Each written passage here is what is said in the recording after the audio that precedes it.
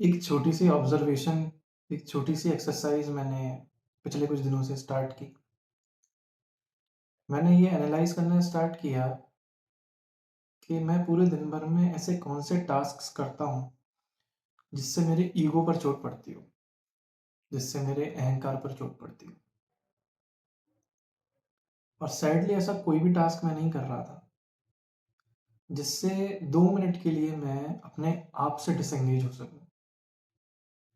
हर चीज़ में मैं ही इन्वॉल्व्ड हूँ, पूरी तरह मैं कर रहा हूँ। मैं सरेंडर ही नहीं कर पा रहा हूँ। मैं हर चीज़ की ज़िम्मेदारी खुद लिए बैठा हूँ, इवन उन चीज़ों की जिन पे मेरा कंट्रोल नहीं है। और ये जो रियलाइज़ेशन था ये मेरे लिए काफ़ी सरियल रहा। तब से मैंने कुछ 1-2 टास्क्स अपने दिन में ऐड किए, इनकलकेट किए, जिससे मैं इस लूप से बाहर आ सकूँ, ये अहंकार वाले लूप से बाहर आ सकूँ।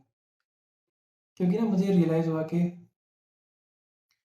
ईगो को हम लोग जब भी बात करते हैं, तो ईगो को हम लोग एज़ अ नेगेटिव चीज़ ले लेते हैं कि मैंने ये किया, मैंने वो किया। बट हम उसका जो एक्सट्रीम नेगेटिव वाला पार्ट है, वो नहीं देखते हैं। नेगेटिव वाला तो देखते हैं, एक्सट्रीम नेगेटिव वाला नहीं देखते हैं। एक्सट्रीम नेगेटिव वाले में क्या होता है कि अगर किसी को डिप्रेशन है ना, तो वो भी ईगो है, क्योंकि वो व्यक्ति सब चीज़ों का ब्लेम खुद ही ले रहा है कि मेरे कारण नहीं हो पा रहा, मुझ में कमी है, मैं नहीं कर पा रहा हूँ। इवन उन चीज़ों का भी ब्लेम जो उसके कंट्रोल में है ही नहीं। फॉर एग्ज़ाम्पल किसी का पार्टनर छोड़ के चला गया फॉर व्हाटएवर रीज़न। अब वो उनके कंट्रोल में नहीं है ना कि कोई व्यक्ति आपके साथ कितनी अवधि तक रहना चाहता है, कितने समय तक आपके साथ समय स्पेंड करना चाहता है, वो तो उनके ऊपर है। आपके कंट्रोल में ही नहीं है।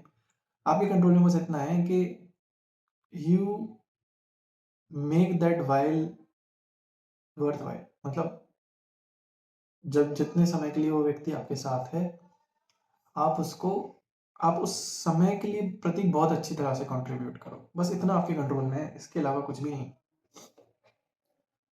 पर हम ऐसी चीज़ों का लोड ले लेते हैं जो हमारे कंट्रोल में है ही नहीं, और खुद को ब्लेम करने लगते हैं, जो कि फिर से ईगो है, जो फिर से हमें ओवरथिंकिंग में डालता है, जो फिर से रुमिनेशन कॉज़ करता है और संभवतः डिप्रेशन भी। तो कुछ ऐसी एक्सरसाइज़ेज़ हमें करनी चाहिए, जो हमारे ईगो पर चोट दें, हमारे अहंकार पर चोट दें, जो हमें थोड़े समय के लिए खुद से अलग करें और हम एक ऑब्ज़र्वर की भूमिका में जा सकें। मैं क्या कर रहा था? अब वो स्टार्ट करने के लिए बहुत सारी एक्सरसाइज़ेज़ ऐसी हो सकती हैं।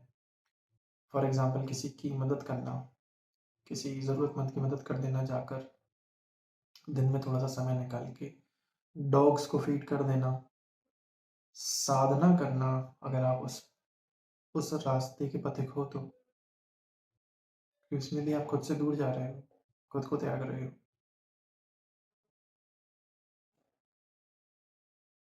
और हो सकता है मेडिटेशन करना, ध्यान करना।